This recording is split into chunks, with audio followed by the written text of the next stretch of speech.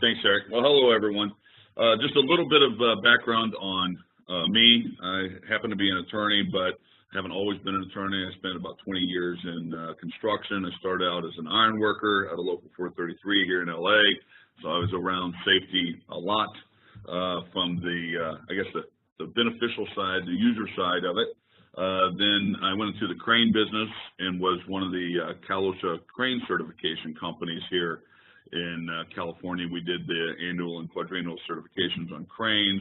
Started working pretty tightly with OSHA on that as we were accredited with them, and we would issue actual Plate 5 certificates on behalf of OSHA.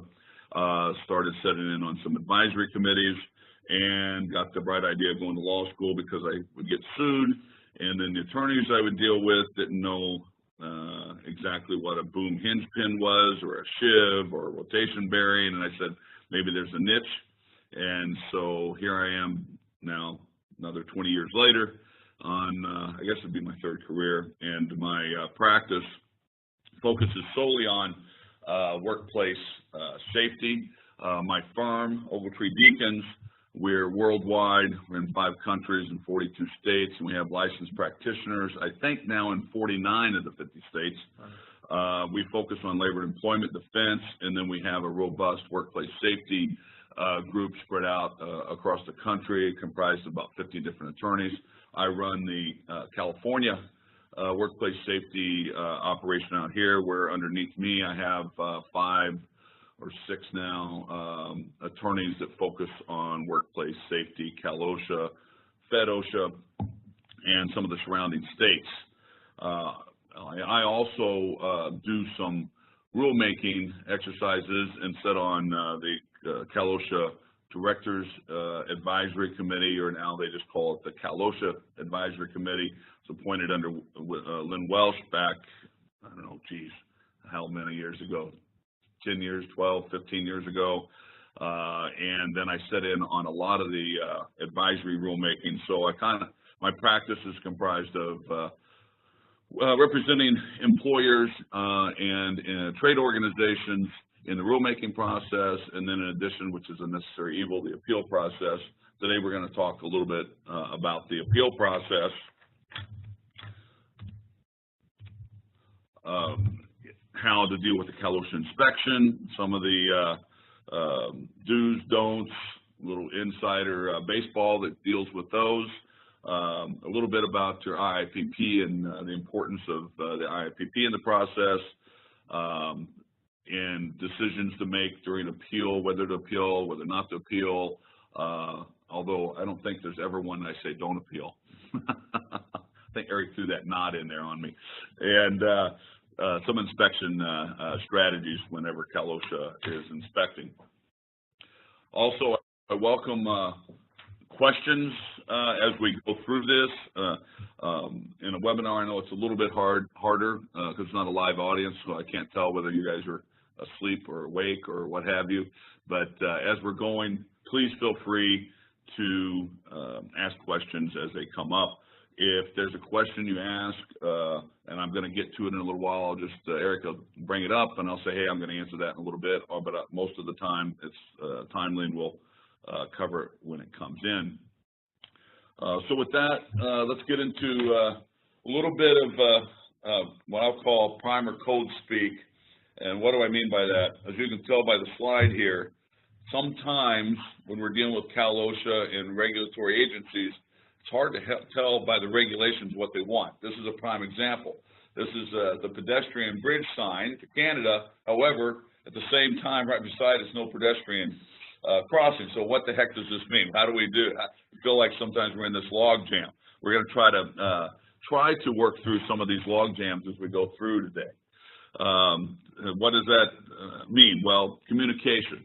Communicating with the inspectors, communicating with safety professionals, communication. This is a prime example. Think about this pronoun preference.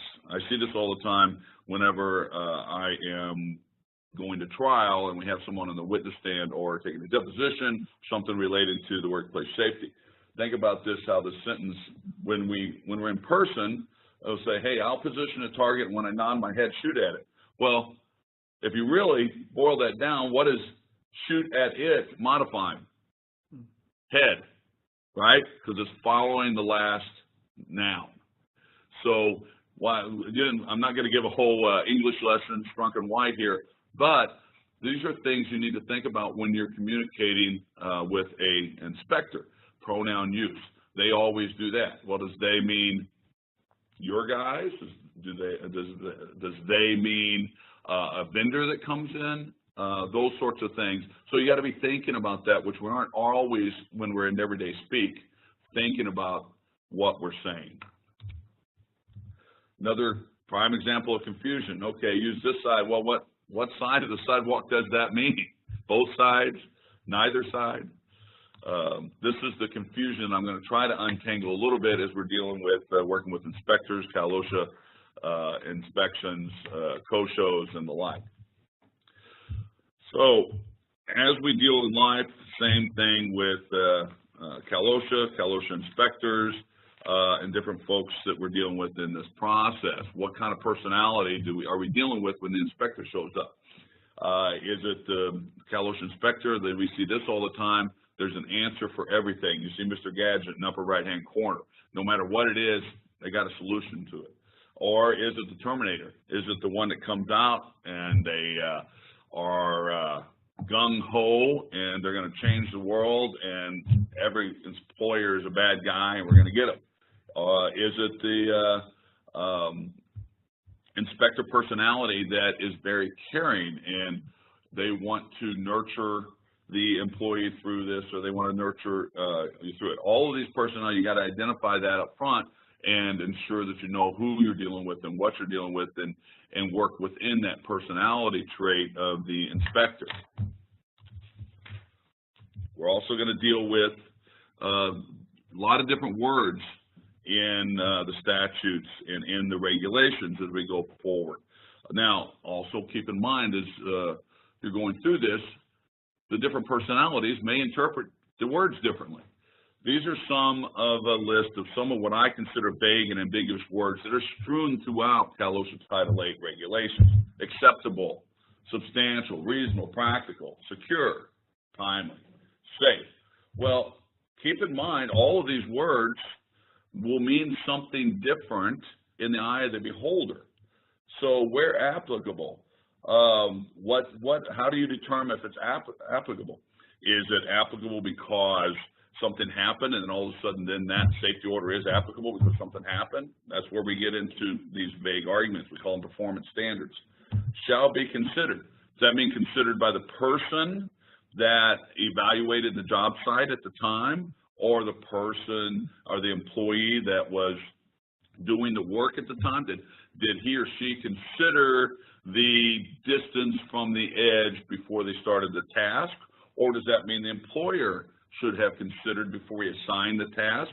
Or does that mean after the fact that the inspector says someone should have considered that, or maybe it was considered and you decided that we're safe to work? Those are all things that you have to be thinking about prior to an inspection, during an inspection from Cal OSHA, during evaluation of safety and health at the job site, because all of these regulatory words have a bit of ambiguity to them, so you have to use your best judgment when applying these standards. One thing that is for sure, and when a Cal OSHA inspector shows up at the site, they're from the government and they're here to help, okay? You may hear that, but help who? Think of it, you're an IRS auditor. An IRS auditor shows up at your door and says, I want to see your financial record because I am here to help you. Well, they have a job to do, just like you as the employer have a job to do. Their job as an inspector, not as consultation, not as other employee, but as an inspector, an enforcement officer, their sole job is to identify safety violations and issue citations. If they see it, they have to issue it. There's an argument to be made. So keep that in mind of what the inspector's purpose is on the job site. We see that, sorry about it, got button happy. We see this often where you've got a relationship, you feel like you're building a relationship with the inspector, and we want that. We want a professional, you want to interact, but keep in mind that just because it appears that you guys are friends, that doesn't mean that they aren't going to do their job. Their job is to issue citations, so don't be lulled into this sense, and I may get into this a little bit later too. Okay, so let's get a little bit of meat here. Multi-employer job sites. How can an employer be cited? Well, you can be cited as the exposed employer. This is the one that we see the most often. This is the one you think of. What does that mean? That means it's your employees that were exposed to a particular hazard. So let's say you're on a construction site and you are the plumber and your employee happens to be near a edge where a guardrail had been removed and fell. Okay, you're the exposing because technically you exposed them to that fall hazard by their job and their assignment. However, you may not have been the creating employer. The person that created, the employer that created that was the one that created the hazard, the person that took, the employer that took down that guardrail. So that would be the creating. The controlling employer, we see this often. That would be the general contractor, generally speaking. It can also be a subcontractor that has hired, let's say you have contracted to hire a crane company, and you now, even though you're a subcontractor, may be the controlling employer of that crane company that you hired. We see it by contract, and we see it by actual practice.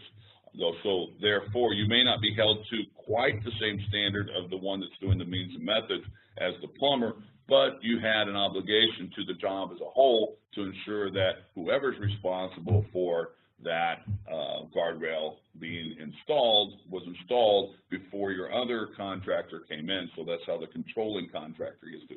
The first three are the ones that we see cited most often. Correcting employer. That would be the person responsible to correct the violation.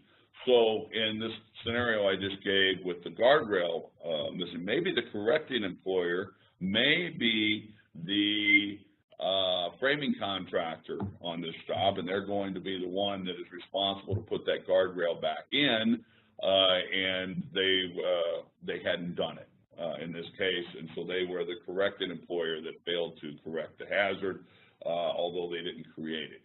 So that we don't, I very seldom see that corrected employer status, but that is all the ways that you can be hit with a citation. You could be considered all three or all four in one particular swipe. Doesn't mean that you get 4 citations for the same thing. That is just a mechanism of jurisdiction over you by OSHA on a California side. So let's talk a little bit. This is a practice, what I call a practice pointer slide. Reporting serious injuries. I used to see a lot more of these citations. I call them 342A violations, where there's a requirement in California to report a serious injury immediately, but no longer than 8 hours, and within 24 hours if there are what's called exigent circumstances. I say forget about the 24-hour rule, because it's a burden of proof is on you later on to prove that, and you'll spend more than the $5,000 penalty trying to prove it. So forget about the 24-hour rule. Think of the 8-hour rule. But now let's also talk about what do you report? Serious injury. What defines serious injury? A permanent disfigurement. Okay, somebody gets burned. Their face gets burned or a bad scar. That's pretty obvious. Loss of a body part or member. That one gets a little bit tricky. That's like an amputation, but oftentimes the amputation may be a medical amputation. There is some argument to be if there's no bone loss. There isn't, but I've also seen where the tip of a finger gets cut off, no bone loss, but it looks funny, so therefore that's permanent disfigurement. So that's a potential. That's another one defined as serious injury. And then hospitalization for 24 hours or more for other than observation. Well, what the heck does that mean? And how do you do that within 8 hours if you got to wait 24 hours to find out? A couple practice points. One is keep in mind this other than observation. I hear this all the time where, well, they said they were just going to watch them. This person fell. They think they may have a head injury, and they're only going to be there for observation. Well, they've been given them an IV that has to hydrate them. They have given them pain medication for the pain. Now, all of a sudden, that's treatment. That counts. So almost any time you're hospitalized, it's very seldom pure observation where they give them no medication. So think of this, if they're going to be hospitalized, it's probably treatment, no matter what, especially in this day and age. So the issue that we see oftentimes is they'll go to the emergency room, they don't know whether they're going to admit them or not, and so you wait to see, and then it turns out they admitted them, then you get a ticket for not reporting within 8 hours. So what I see every day and what I recommend doing is two things. One is when 911 is called, whether it's serious or not, I say call in and make the report. And let me tell you why I say that. The fire department, regardless of whether or not the injury is serious, they have to call if they've attended or gone to a workplace. And so you have this phone call, because they get a $5,000 penalty. And here in Southern California, Orange County is notorious for issuing those to the fire department if they find out they went to a workplace and didn't call in. So they're going to call in. Now they have this message from and report from the fire department, but nothing's happening on the other end because the employer has not called in. So the employer doesn't call in. It turns out it's not serious, but they're knocking on the door because they want to find out. And so now when they're knocking on the door, they're going to do the inspection more than likely. And so let's avoid that. So I say if you call 911, go ahead and call in your 342A report. There's a whole list of items you have to know. But think of it this way. The way the regulation is written, it's what you know at the time of the call. Now you have complied with the regulation, and you can always follow back up with additional information. So you may only know the location and the time the accident happened and they transport them. I do this all the time for clients whenever they have a 911 call, and there's a couple of things. One is OSHA doesn't necessarily want to come out and do inspections on every single one of these because they're overworked. There's more employers by hundreds of thousands than there are inspectors. A couple million employers and a couple hundred inspectors in the state. So I call back the next day and say, hey, it turned out that the employee was treated and released. It doesn't meet the definition of serious. They say, oh, great. They may verify that with the hospital, and then you're off the hook. And so you've avoided a potential $5,000 penalty and possibly avoided an inspection. So that isn't what the law requires. That's my practice pointer for this, is that any sign that there's a potential for serious, call, report, and then call back and say it turns out it's not serious. It gets off. There's a lot of fear of making that contact because they're going to inspect her. I've tested this for the last probably 5-6 years, and I have not had one case, but I have had where they've gone ahead and done an inspection when it wasn't serious. But I have had the reverse, where they've come to do an inspection, they don't find anything wrong, but the only thing they got was a late report because it turns out it was serious, and they're on the hook for $5,000 for that, and that's an automatic 5.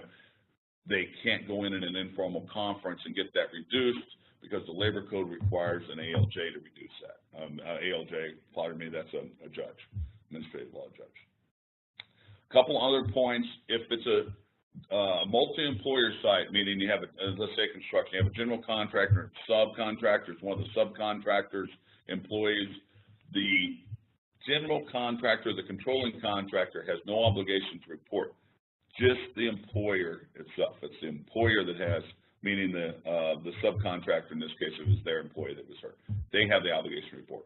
Now let's contrast that with dual employer. What is dual employer? You have a temp agency that's actually their employer, and they come out and they're working for you, and you are basically renting the labor.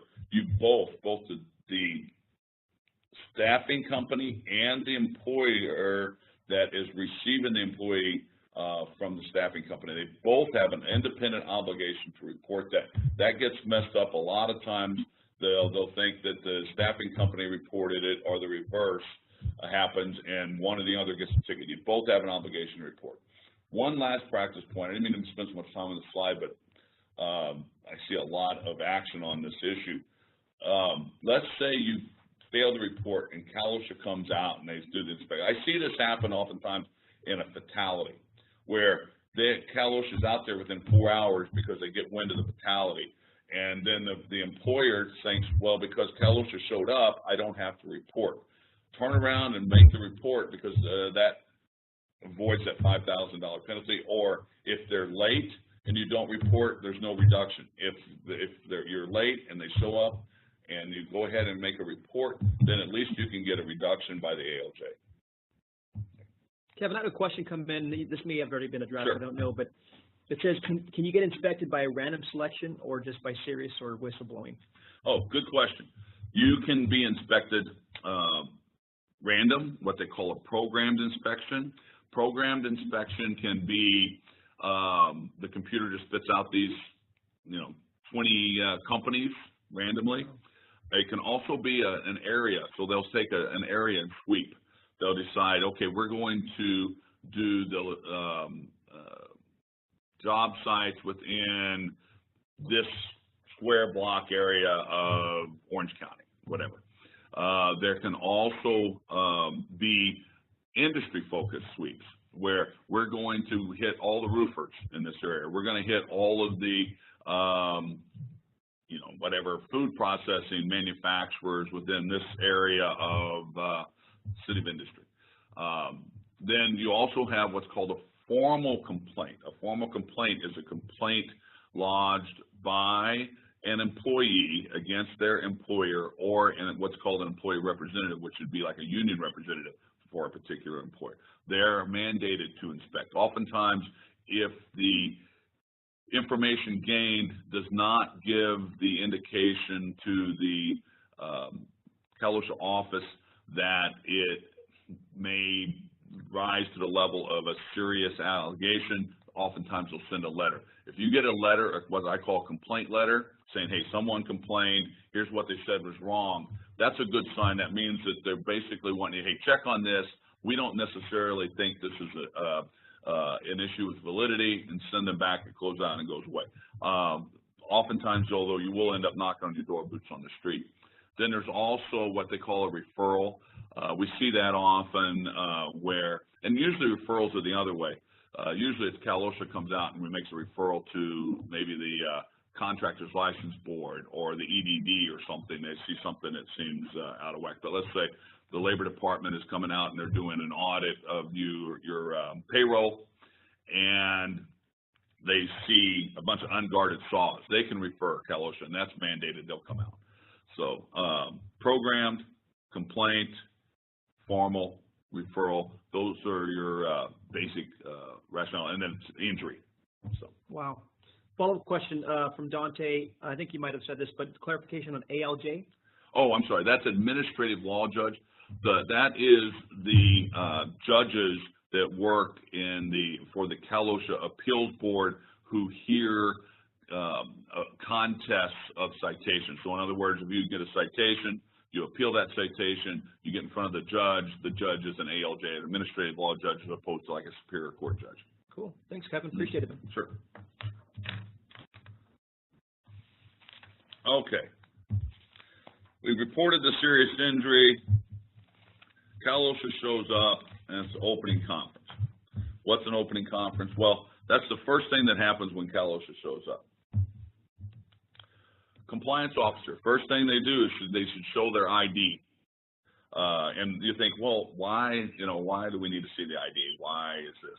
Well, there's been some times in the past where some folks got the idea that they could pose as OSHA enforcement officers, run around and collect money directly from employers out in the San Bernardino areas where it happened to be, and they were busted, but not until they had scraped, several $100,000 out of several businesses out in the Inland Empire. So always make sure they're legitimate. A OSHA, a true OSHA enforcement officer would not hesitate, and usually they open with, hey, here's my ID, here's what, and if there's any question, if something seems squirrely, say, hey, I want to call your office, call the office and confirm, and that should not bother them one bit. If it does, two things: one, they're not legit and something's wrong, or we see this a lot. There's new inspectors. There's about 50 new inspectors here in Southern California that were started a year or so ago. So sometimes they haven't been seasoned enough to understand that that's just the way it goes. They should explain the purpose and why they're there. And what do we mean by the purpose? Remember earlier on the question from the last slide, how are they here for a program, a complaint, or what have you? They can tell you that. Now, I want to talk about complaint for a second while we're here. Remember that they cannot tell you, and they cannot give you any information that may reveal who the complainant is. And quite frankly, I know people get frustrated with that, but at the end of the day, it actually protects you, the employer, from retaliation claims later. So know that they are not going to tell you. And a matter of fact, maybe it's the complaint was there's a saw guard missing in the back corner of your facility where you cut widget A's on it. Well, there's only one operator for that. So they may say, well, I want to look at 4 different pieces of equipment here because the complaint's about your guarding, and they'll look at, and then only one of them really was the point of the inspection. So keep that in mind.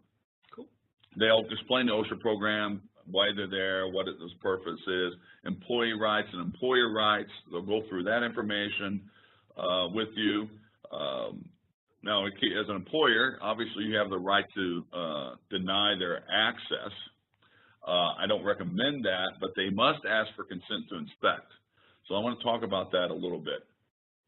Before I do, though, I want to remind you, though, if you're a union shop, if you're signatory to a collective bargaining agreement, their representative has a right to be there for the opening conference and participate as well. So you want to get that up front. And the other issue is that they're going to explain the inspection procedure, which we'll be talking about, kind of what we're talking about today. They should set out what they're going to be wanting to do. Now, when I talk about this consent, now, do I recommend not consenting to an inspection? No. They're going to just go get a warrant because they have broad powers, and then they're going to do a wall-to-wall no matter what. It's a bad thing. However, I have had some instances where they have said, we are here to look at A, B, and C. Okay, fine. Then they want to expand it. I've recommended, depending on what the situation is, revoking that consent, because you can revoke your consent at any time. A more serious issue where I've had consent revoked, where it happened to be a male inspector, couple of the female employees at this particular location were feeling uncomfortable and a bit harassed, and so I got on the phone, we revoked consent, we went to the district manager and got another inspector assigned based on the facts. I won't go into any more of that, but there are times where it makes sense to revoke that consent. Not very often, but keep in mind you have that right, or if there's something that just doesn't feel right. Kevin, we have a follow-up with that ALJ question. Okay. Dante says, if we reported late, you were saying we can maybe get a reduction by the ALJ, and he also throws in, I need to know if the ALJ can lower the citation or late filing reporting. Okay, so if I understand the question. So here's the issue. So the penalty for late reporting is in a separate labor code because years ago, they were fine. I think the penalty for late reporting was like a couple $100, and so it wasn't a big deal. There was no steam. They also, there's an argument in the way it has been determined by the appeals board, is that the district manager, that's not something they have the power, meaning the Cal OSHA Enforcement Agency itself does not have the power to reduce penalties on the late reporting. So all they have the power to do is that, here's evidence that they actually reported on time, so therefore I withdraw, right? But they can't reduce the penalty. So then you go to the judge. The judge is going to look at, did they report at all? How late were they? Was the division prejudiced by the late report? And there's a whole bunch of cases on this, but generally speaking, if you do a late report, if you did a late report by, even if the report's only 5 minutes late, that's still a $5,000 penalty. But there's no prejudice really, because the Cal OSHA enforcement folks probably didn't come out for another week after that report. They're going to look at that and reduce. The most reduction I see now after the new cases that came out in reduction is around maybe 2,500, maybe 50%. It depends. It varies on the facts. You do. But the only person that has that power is the assigned judge when you're on appeal. That isn't something that can be reduced during an informal conference. Thanks, we'll talk about informal later. Thank you. Okay. Now,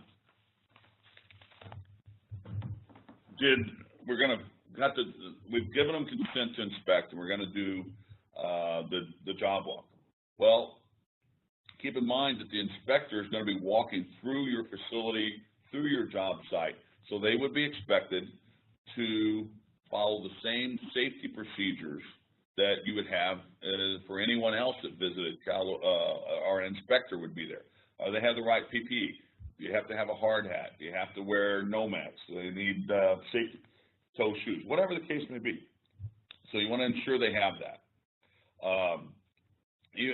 Like with safety toe shoes, if they don't have those, and that's a requirement for the areas in which they're going to be working and walking, and you don't have them to provide, they're going to have to come back with safety-toed shoes. And they should not be frustrated with that, because you are enforcing your safety program as if you would with anyone else.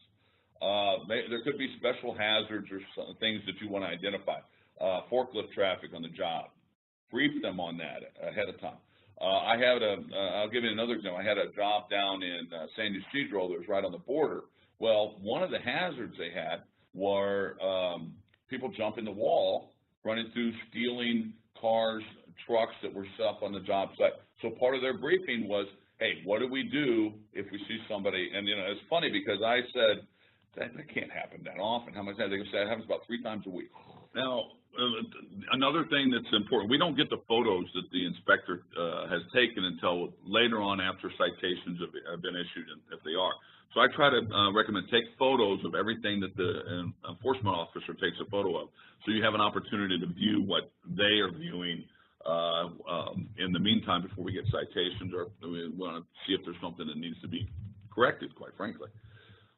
If there's samples taken, take the same samples. I see this, same thing with measurements. If they're measuring a fall distance, either make sure you look and verify the same measurement, or you take the same measurement yourself just to ensure there's consistency there.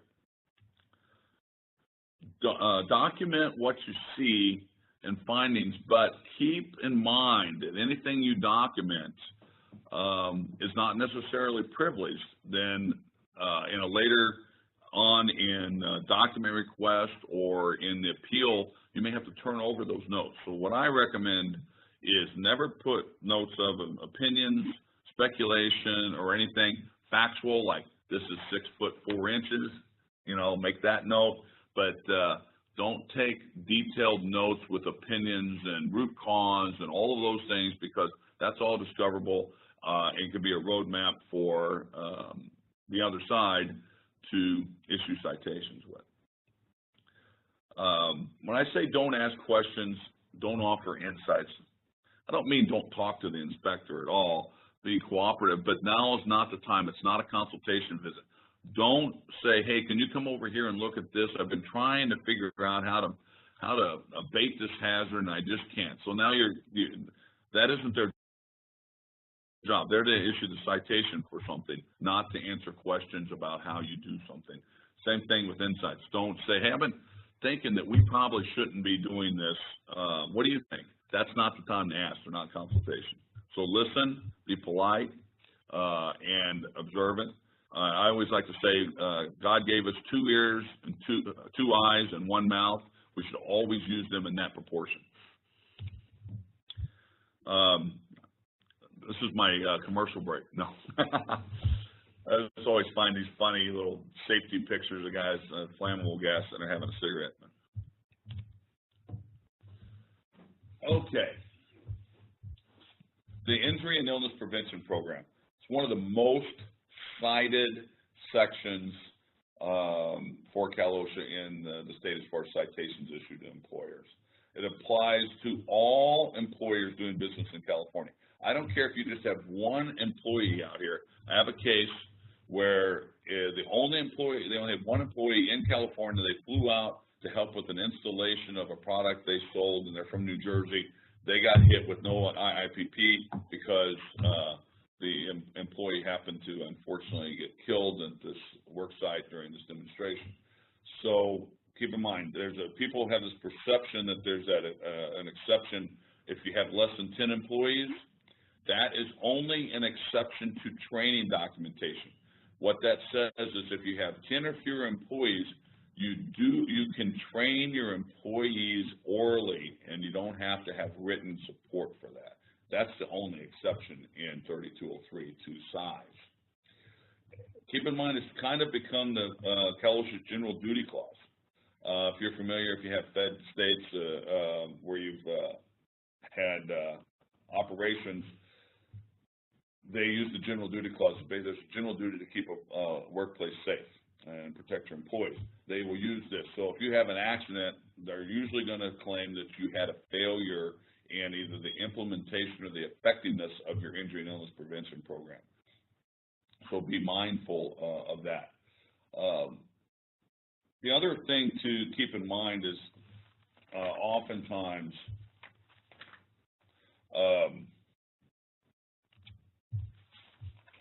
the IIPP becomes your entire safety program.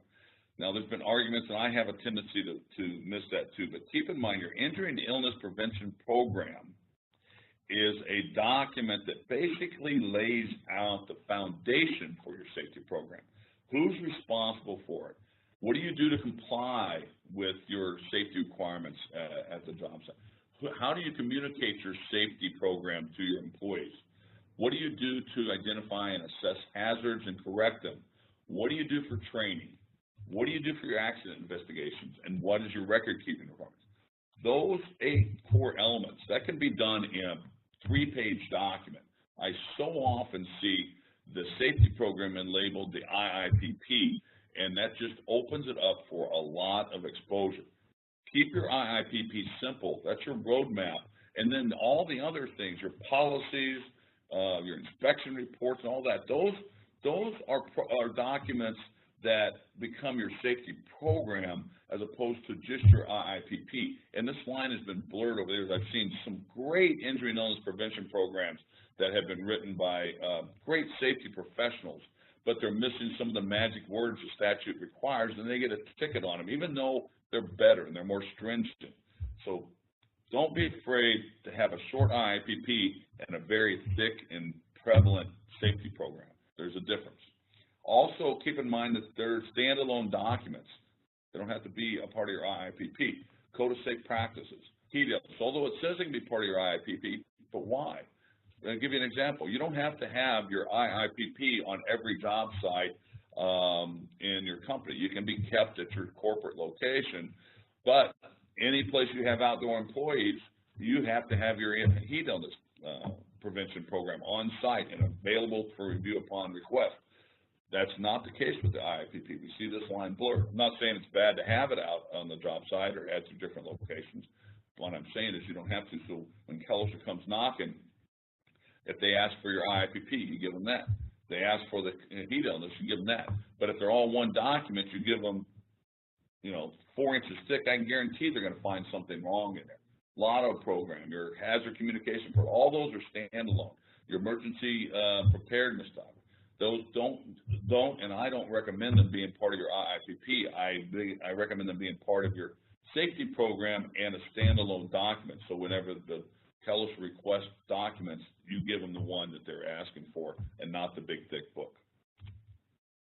The other thing is, keep in mind that not everything in that book applies to every employee. It may be depending on time. So whenever you say, oh yeah, we go over this, it's impossible to go over every single policy, especially ones that don't apply to certain employees. And so what's more effective? Making sure you're honing in on the hazards that are identified for a particular employee for their particular task. We don't want to put requirements in the program that we don't follow. We see that all the time. Because keep in mind, what you have in your safety program becomes your law, or if you have it in your IIPP, that becomes a citable where you have not implemented. So I'll give you an example. I had a roofing client that had some material fall off the roof. In their particular IIPP, they had a policy where they nailed off 2x6s every 12 inches. Well, the law requires you to use a 2x4 and only every 4 feet or something to that effect. They got a citation for failure to nail off the 2x6 every 12 inches because that's what they said they did in their program, even though what they had nailed off was exactly compliant with the OSHA requirement. So they got the ticket. So keep that in mind. Let's talk about notice of intent to issue citations. You get a notice of intent to issue serious citations. I recommend you do not respond with that in substance, because there's one good thing can happen and a bunch of bad things can happen. One, if you're making an admission by saying, yes, we violated this, but we should get a little forgiveness to get from serious to general. But by then, you've now eroded away your opportunity to make other affirmative defenses that maybe this doesn't even apply to you on appeal, just by submitting that. And often I've seen folks put stuff in their response that turns out to be construed as a willful citation. I've seen them go from a regular serious to a willful as a result of that. So think about those when you get that, because there is no requirement under the Labor Code to respond to them, the notice of intent, and it can't be held against you that you don't. So just reserve your rights and wait for the appeal. You can always assert that defense later in the appeal. The other thing is with training. Always consider everything you do for training and include that in the means in which you say you train in your IIPP. A big one for me is on-the-job training. Everyone does that. That's probably the most common training, but it's not in the IIPP, so you don't get to count it. I would make sure that's included in your injury and illness prevention program so that on-the-job training counts as one means of training. Keep in mind that if you don't document it, it didn't happen in OSHA's minds. Even if it did happen, we can always put you on the stand, but who wants to get to that point? Document everything you do. Your meeting you have before you start, your job hazard analysis. Document, document, document. Don't ever work on electricity when it's, your feet are in the water. Informal conferences. I used to love these. Now I find that they're not as productive as they used to be. One, you're going in and you're talking to the cop that wrote the ticket and the cop's boss that just signed off on the ticket right after the ticket was written. You don't have a copy of your investigation file from OSHA. You don't know all the things that they're considering, so it's hard to truly negotiate in the blind. I recommend you have a right to a informal conference, settlement conference, anytime up to and including the morning of the hearing. I don't recommend waiting that long. I recommend getting down to about the pre-hearing time. Then you've had a copy of the file, you've had a chance to analyze it, you know the strengths of your side, you know the strengths of OSHA's side, then you can really talk turkey. You got the clock shut down once you've filed the appeals, so why not take advantage of that for the purposes of having a true meaningful discussion in an informal way with OSHA to resolve your citations. Remember, whenever you get your citations, you only have 15 working days to file. That's from the time you received it. I recommend running that 15 working days from the date that they were issued. There's a date on there that says issued on December 1st. Run that 15 working days from December 1st. Then there's no question of timeliness because there's no way to receive a citation before it's issued. So that's a little practice point. The other thing is if you get a general citation and along with some other serious, do not appeal. Check the box to say on generals that you're contesting classification or you're contesting the reasonableness of penalties. Why?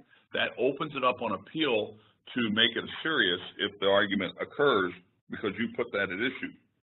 There's no place to go but withdrawal on a general, so why would you say classification is wrong? People had a tendency to do that. I've seen that backfire on clients, so keep that in mind.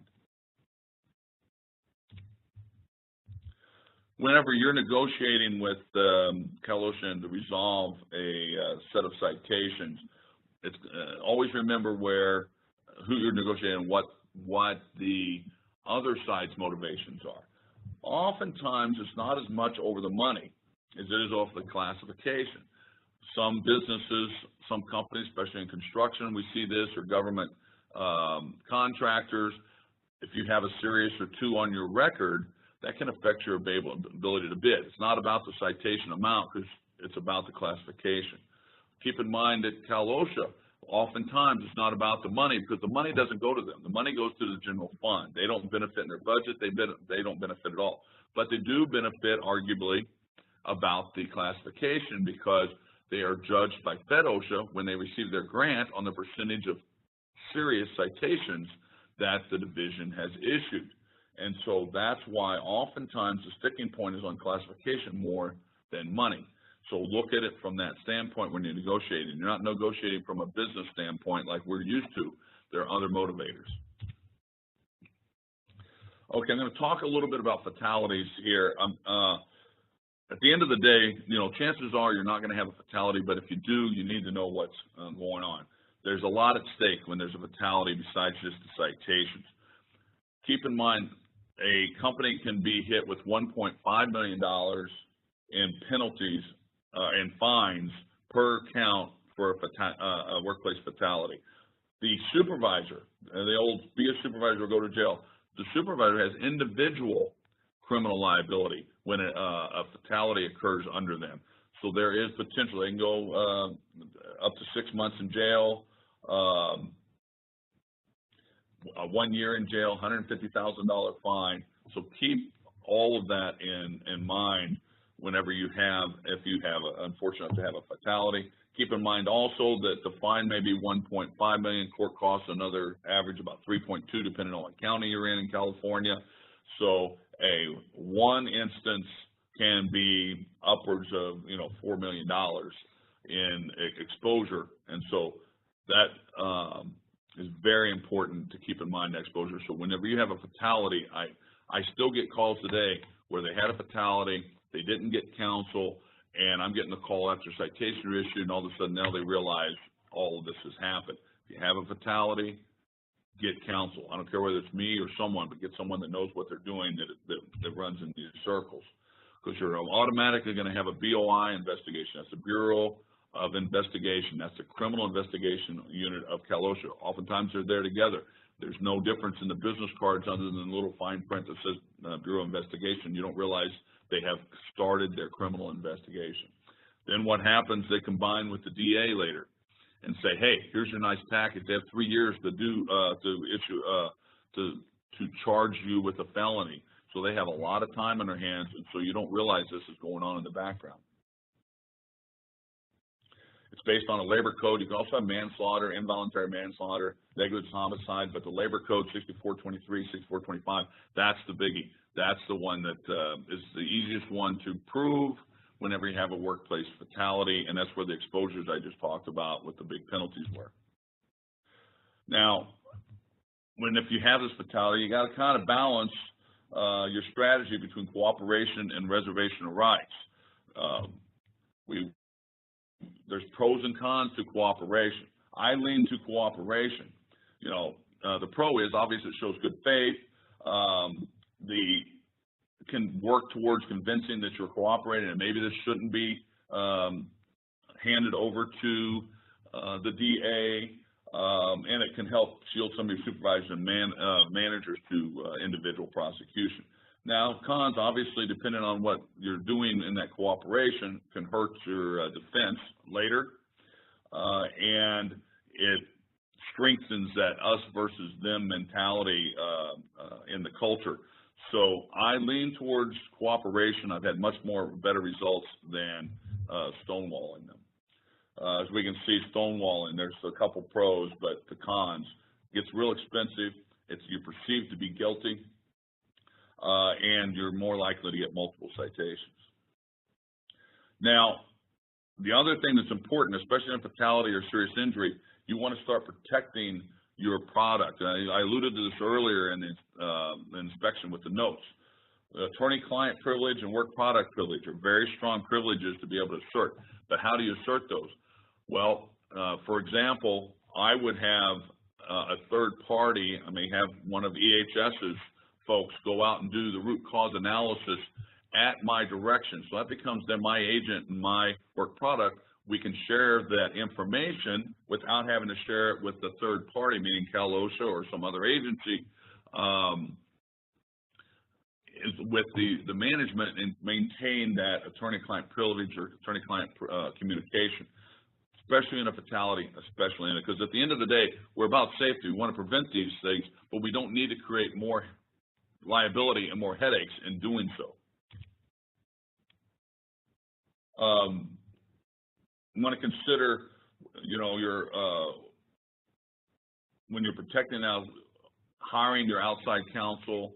I don't want this to be a commercial for hiring attorneys. We're talking about fatalities and serious injuries here, which the stakes are much higher. You want to consider your attorney or their agent doing the witness interviews, because that way, if they say something good, everyone wants to. I see this so often.